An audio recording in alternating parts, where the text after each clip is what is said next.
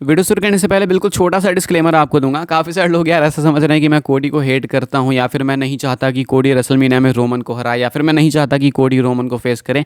तो गाइस ऐसा बिल्कुल भी नहीं है। मैं सिंपल इतना चाहता हूं कि मैं रेसलमेनिया को फुल एंजॉय करूं, एंड फुल एंजॉय करने के लिए थोड़ा सा इमेच्योर बनना पड़ता है। कहने का मेरा सेंस इतना है कि अगर आप रेसलमेनिया का फुल मज़ा लेना चाहते हो तो जिसको भी सपोर्ट करते हो उसको लिमिटलेस सपोर्ट करो। मैं रोमन को सपोर्ट कर रहा हूँ तो मैं बिल्कुल एज अ किड रोमन को सपोर्ट करूँगा टिल रेसलमेनिया। एंड आप अगर कोडी के फैन हो तो प्लीज़ कोडी रोड्स को उसी तरीके से सपोर्ट करो। मैं सिर्फ इतना कहना चाहता हूँ कि भूल जाओ रेसलमेनिया तक कि डब्ल्यूडब्ल्यूई स्क्रिप्टेड है, तभी मजा आएगा एंड ये मोमेंट्स वापस नहीं आने वाले हैं भाई। तो मैं बस यही कहूँगा, क्योंकि मैं करेंटली यही चीज़ कर रहा हूँ। तो अगर आपको कहीं पे भी लगे कि ये कोडी को हेट कर रहा है या फिर उसके अगेंस्ट बोल रहा है, तो ऐसा बिल्कुल नहीं है। मैं अपने लिए हाइप बिल्ड कर रहा हूँ रेसलमेनिया में मजे लेने के लिए। पिछले साल भी मैंने करा था, इस साल शायद कुछ नए लोग चैनल पे आए होंगे तो मैं उनको बता रहा हूँ, एंड मैं आपको भी सजेस्ट करूँगा कि आप भी यही करो। अब आते हैं सीधा टॉपिक के ऊपर।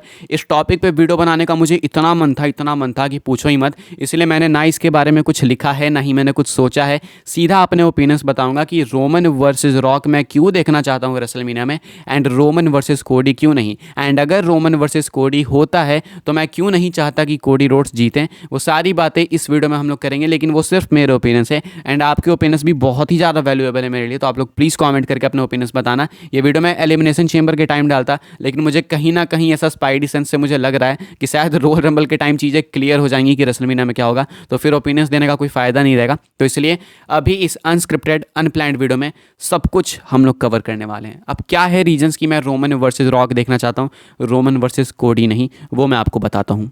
देखो, सबसे पहला जो रीज़न है मेरा कि रोमन वर्सेस कोडी ऑलरेडी ये वाला मैच पिछले साल हो चुका है। हालांकि इसमें कोई भी दिक्कत नहीं है, ये मैच 2 बार लगातार हो सकता है, हाइप बन जाएगी एंड और ज़्यादा मैच अनप्रेडिक्टेबल हो जाएगा। बिल्कुल सही बात है। लेकिन रोमन वर्सेस रॉक क्या अब एक और साल टाला जा सकता है? अगर आपको नहीं पता तो बता दूं कि रेसलमेनिया 39 में जो रोमन कोडी का मैच हुआ वो एक्चुअली में मैच प्लान नहीं था, ये एक बैकअप प्लान था। ये रॉक ने खुद बातें रिवील करी थी कि रॉक जो है रेसल करने वाले थे रोमन के साथ रेसलमेनिया 39 में, लेकिन वो वहाँ पर आ नहीं पाए, इसलिए कोडी को यूज़ करा गया। यानी कि कोडी ओरिजिनली कभी भी प्लान्स में थे नहीं, कोडी थे बैकअप प्लान में। तो कोडी रोड्स पिछले साल ही रोमन को रेसल किए हैं एक बैकअप प्लान के तौर पे।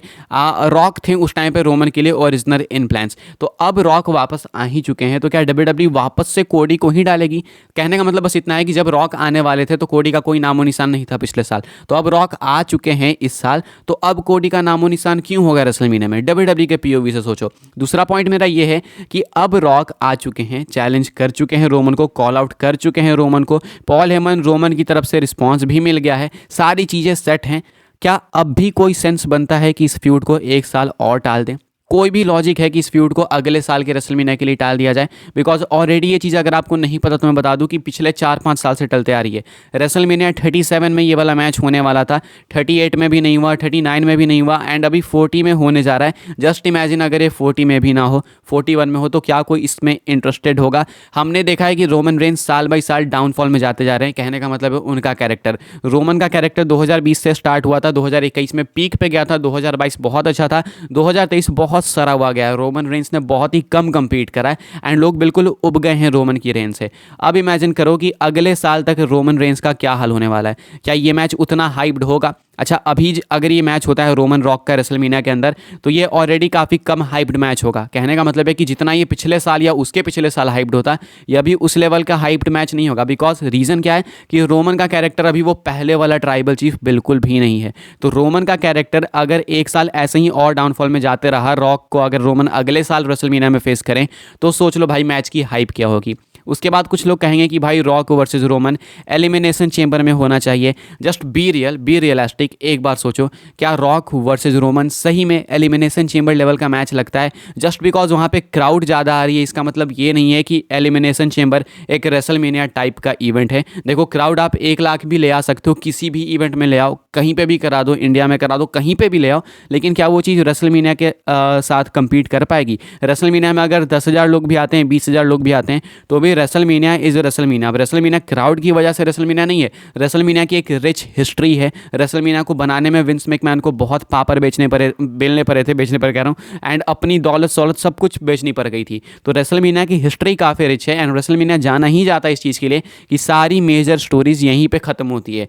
रोमन वर्सेज रॉक एक ऐसी स्टोरी है जो कि फैंस पिछले पूरे डेकेड से चाह रहे हैं कि हो, एंड उस टाइम से ये चीज़ रेसलमेनिया के लिए ही रूमर थी, रेसलमेनिया के लिए ही डिमांडेड थी। तो अभी ये वाला मैच हो रहा है, तो क्या ये रेसलमेनिया में ना होकर एलिमिनेशन चेंबर में होना चाहिए? और वो भी रेसलमेनिया भी इस प्लेस पे है कि वो इतना दूर भी नहीं है। अगर एलिमिनेशन चेंबर और रेसलमेनिया के बीच में 6-7 महीने का डिफरेंस होता तो एक बात रहता कि भाई रेसलमेनिया तो उतना दूर है, अब उतने दूर फ्यूड को कैसे हम लोग खींच के ले जाएं। लेकिन रेसलमेनिया जस्ट एलिमिनेशन चेंबर के बाद है, 1.5 महीने के अंतर पे रेसलमेनिया है। तो आखिर उस 1.5 महीने के चक्कर में इस इतने बड़े मैच को कैसे कॉस्ट कर दिया जाए? अगर एलिमिनेशन चेंबर में ये वाला मैच होता है तो एक सबसे मेजर इशू ये है कि WWE को काफ़ी लॉस हो जाएगा। कहने का मतलब मेरा क्या है वो मैं आपको बताता हूँ। इस फ्यूड को ये लोग बिल्ड ही नहीं कर पाएंगे। रोमन रेंस अभी जिस कंडीशन में है, रॉयल रंबल में वो फेस करने वाले हैं एक फेटल 4-वे मैच के अंदर Randy Orton, LA Knight, AJ Styles को। वहाँ पे वो फेस करेंगे। अगर रॉक वहाँ पे आते हैं, रोमन को कन्फ्रंट करते हैं एंड मैच कन्फर्म करते हैं अपना एलिमिनेशन चेंबर के लिए, तो कितना टाइम है WWE के पास बिल्ड करने के लिए? सिर्फ और सिर्फ 1 महीने। अब इस 1 महीने में रोमन रेंस मुश्किल से मुश्किल 3 फ्राइडे नाइट स्मैकडाउन में अपीयर होंगे, जिसमें से कि मुश्किल से कोई 2 एपिसोड होंगे जिसमें रॉक रोमन का फेस ऑफ होगा। अब इतनी बड़ी फ्यूड जो कि पिछले 1 साल से 10 साल, 1 साल तो बहुत क्या बोल रहा हूं मैं, पिछले 10 साल से डिमांडेड फ्यूड है, रिच हिस्ट्री है, समोअन डायनेस्टी की हिस्ट्री है, अनोवा फैमिली की हिस्ट्री है। अब ये इतनी मैसिव फ्यूड, क्या आपको लगता है कि WWE को सिर्फ 2 प्रोमोज में, 2 वीडियो पैकेज में एंड 2 कन्फ्रंटेशंस में खत्म कर देनी चाहिए? आपको नहीं लगता कि ये बहुत ज़्यादा कॉम्प्रोमाइज़ हो जाएगा? मेरे अकॉर्डिंग तो बिल्कुल हो जाएगा। तो सबसे बड़ा इशू तो यही है कि रोमन रॉक की फ्यूड को टाइम ही नहीं मिल पाएगा। अब अगर यही वाला मैच रोमन रॉक का मैच रेसलमेनिया में होता है एंड अगर रॉक आके रोमन को रॉयल रंबल में या फिर उसके बाद कन्फ्रंट करते हैं, तो WWE को बहुत ही ज़्यादा टाइम मिलेगा रेसलमेनिया तक। अगर आप देखो जनवरी के एंड में है रॉयल रंबल, आपको मिलेगा पूरा फरवरी, पूरा मार्च, 2 महीने, यानी कि लगभग 8 Friday night SmackDown, 8 Monday night rock episode होंगे। अगर इन 8 में से 3 फ्राइडे नाइट स्मैकडाउन या 4 फ्राइडे नाइट स्मैकडाउन में रोमन रेंस रॉक के सेगमेंट्स हो जाएंगे, तो आप समझ लो कि कितनी मैसिव फ्यूड हो जाएगी। तो यहाँ पे तो WWE को बिल्कुल भी कॉम्प्रोमाइज़ नहीं करना चाहिए रोमन रॉक में कि एलिमिनेशन चेंबर में करा दिया, सब कुछ रस में करा दिया, जल्दी जल्दी करा दिया। अब आते हैं थोड़ा रोमन कोडी पे कि एक मेरा सबसे स्ट्रॉन्गेस्ट रीज़न क्या है कि रोमन कोडी नहीं होना चाहिए रेसलमेनिया में। देखो, रोमन कोडी अगर रेसलमेनिया में होगा तो विनर हमें पता है कौन है। मैं ये कह रहा हूँ कि अगर रोमन कोडी आप करा रहे हो रेसलमेनिया में, तो सबको पता है कि कोडी यहाँ पे जीतेंगे, बिकॉज बैक टू बैक 2 साल कोडी हारेंगे, तो क्या कंडीशन होगी उनके कैरेक्टर की आप सब समझ पा सकते हो। अब ऐसे में रोमन कोडी नहीं होना चाहिए रेसलमेनिया में, बिकॉज अगर कोडी जीत गए वहाँ पे रोमन रेंज से, तो रोमन की आधी फ्यूड्स ऐसे ही खत्म हो जाएगी। कहने का मेरा मतलब है कि अगर आप गौर से देखो तो रोमन रेंस स्टिल सोलो सिक्वा से रेसल करना बाकी है, रोमन वर्सेस लैस्ली की फ्यूड बाकी है, रोमन वर्सेस एजे स्टाइल्स की सिंगल्स फ्यूड बाकी है, रोमन वर्सेस रैंडी ऑर्टन की सिंगल्स फ्यूड बाकी है, Roman Reigns versus CM Punk champion versus champion match बाकी है। अब क्या WWE को इन सारे मैचेस से कॉम्प्रोमाइज़ कर लेना चाहिए? एंड क्या आपको रियली में लगता है कि रोमन रेंस अभी से 3 साल बाद, 4 साल बाद वापस से इस पीक पे आ पाएंगे? रोमन रेंस कोई नया टैलेंट नहीं है भाई जो पिछले साल डेब्यू करके आया या फिर 2 साल पहले, 3 साल पहले। रोमन रेंस को WWE में आए हुए डेकेड्स हो गए, बहुत पहले से हैं रोमन, बहुत पहले से। अब रोमन रेंस धीरे धीरे WWE से बाहर निकलने वाले हैं, वॉकआउट करेंगे इस पूरे बिजनेस से, हॉलीवुड की तरफ एम करेंगे। क्या WWE के पास इतना टाइम है कि WWE आगे आने वाले 4-5 साल के लिए फ्यूड्स बुक करे, वो भी ट्राइबल चीफ गिमिक जो कि धीरे धीरे डाउनफॉल के अंदर जा रहा है? क्या आपको नहीं लगता कि सारी चीज़ें निपटा देनी चाहिए? Roman versus CM Punk, Roman versus solo Sikoa, Roman versus Randy Orton, AJ Styles, ये सारी चीज़ें WWE तभी निपटा पाएगी अगर रोमन रेंस साल 2024 में भी एज ए चैम्पियन compete करेंगे, यानी रेन करेंगे तभी। मैं ये नहीं कह रहा कि हल्क हॉगन का रिकॉर्ड तुड़वाओ, ब्रूनो सैमर्टिनो का तुड़वाओ, लेकिन एटलीस्ट जो फ्यूड सामने दिख रही है, massive feuds, big money feuds, उसे स्पॉइल मत करो। कोडी रोड्स के पास भी बहुत बड़ी फ्यूड्स हो सकती है, लेकिन कोडी रोड्स कहीं जा नहीं रहे हैं। कोडी रोड्स के पास अभी टाइम बचा हुआ है WWE के अंदर। रोमन रेंस कोडी रोड्स से पहले निकल जाएंगे। कोडी रोड्स अगर रेसलमेनिया 41 में अपनी स्टोरी फिनिश करेंगे तो उस टाइम पे रोमन का हारना बिल्कुल बनता है, मेरे अकॉर्डिंग तो बिल्कुल बनता है। रोमन वहाँ पे हार जाएंगे तो इस पूरे 1 साल में रोमन रेंस से सारी फ्यूड रैप अप कर देंगे एंड कोडी वहाँ पे जीतेंगे, तो देन कोडी रोड्स के लिए और बड़े अपोनेंट्स होंगे। उस टाइम सीएम पंक की रेन और स्ट्रांग हो जाएगी, सीएम पंक और ज़्यादा स्टैब्लिश हो जाएंगे, तो then CM Punk versus Cody Rhodes आगे और स्ट्रांग फ्यूड देखने को मिलेगा।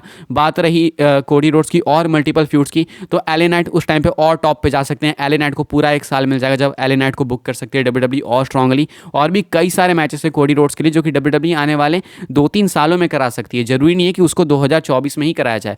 तो अगर कोडी रोड्स को जिताना है 2024 में टाइटल, या फिर कोडी वर्सेस रोमन रेसलमेनिया में कराना है, तो बहुत सारी चीज़ों से हाथ धोना पड़ेगा। गिनती करा देता हूँ मैं। सबसे मैसिव चीज़ तो ये है कि WWE को रोमन रॉक के ड्रीम मैच से हाथ धोना पड़ेगा, बिकॉज लोग रिग्रेट करेंगे इसको आने वाले डेकेड्स तक कि भाई ये मैच इतना रस्म में क्यों हुआ। कॉम्प्रोमाइज़ करना पड़ेगा रोमन की बहुत सारी बड़ी बिग मनी फ्यूड से। साथ में WWE को डिसअपॉइंटमेंट झेलनी पड़ेगी, because Cody Rhodes as a babyface बहुत लंबे टाइम तक क्राउड में ओवर नहीं रहेंगे। कोडी रोड्स के पीछे इतनी ज़्यादा हाइप इसलिए है बिकॉज कोडी रोड्स को एक स्टोरी फिनिश करनी है। अब जब वो स्टोरी फिनिश हो जाएगी तो कोडी रोड्स के लिए क्या चीज़ें बचेंगी WWE के अंदर? 3-4 चीज़ें। Cody Rhodes versus CM Punk, Cody Rhodes versus John Cena, Cody Rhodes versus Randy Orton, यही कुछ फ्यूड्स बचेगी। उसके बाद कोडी रोड्स वैसे भी टाइटल जल्दी ही ड्रॉप करेंगे। जितनी लंबी रोमन की रेन हुई है उतनी लंबी कोडी की रेन होगी नहीं। तो इतनी सारी चीज़ों से WWE अपने हाथों को क्यों धोना चाहेगी? मेरा बस सिंपल यही कहना है एंड ये है मेरे थॉट्स। एंड इसलिए मैं चाहता हूँ कि रोमन रॉक रेसलमेनिया में हो। एंड यही कुछ रीजन्स है कि रोमन रॉक एक रेसलमेनिया वर्दी मैच ही है, उसको कहीं और करा के किसी भी कंडीशन में वेस्ट तो बिल्कुल भी नहीं करना चाहिए। यही है मेरे कुछ थॉट्स। आई होप सो आपको वीडियो से कुछ जानने को मिला हो एंड ऐसे मेरे ओपिनियंस थे। वीडियो पसंद है तो वीडियो को लाइक करें, शेयर करें, सब्सक्राइब करें चैनल को आने वाले टाइम में ऐसे ही WWE रिलेटेड वीडियोज़ के लिए। अपडेट्स वीडियो में मिलेंगे, बाकी शेयर कर देना। मिलते हैं अगली वीडियो में।